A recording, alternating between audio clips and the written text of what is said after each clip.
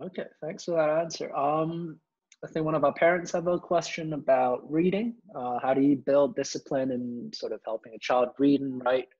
And it takes a while, obviously. What are some ways we could do that? It does.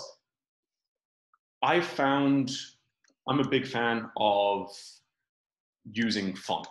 So one thing is trying to find a way to make it fun for the student, which is very difficult for a lot of students, admittedly. Discipline can work, just literally sit down and do this, but obviously that doesn't help with the attitude.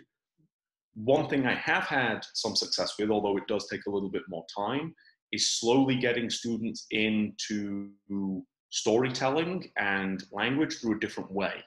Podcasts have become pretty useful for this over the past few years.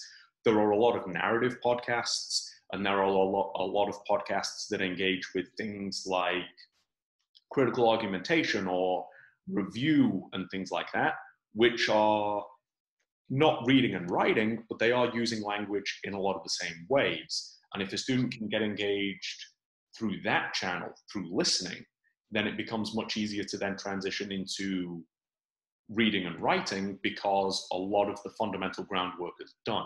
And that idea that, oh, I've got to read, which is a thing I don't like to do, and I'm going to get information I don't care about. So the student has no reward. But using the podcast, using an alternate form, we can skip that first step of, oh, I don't like to read, and get straight to, oh, this is something that I enjoy. This is about basketball, or this is about music, and I enjoy it.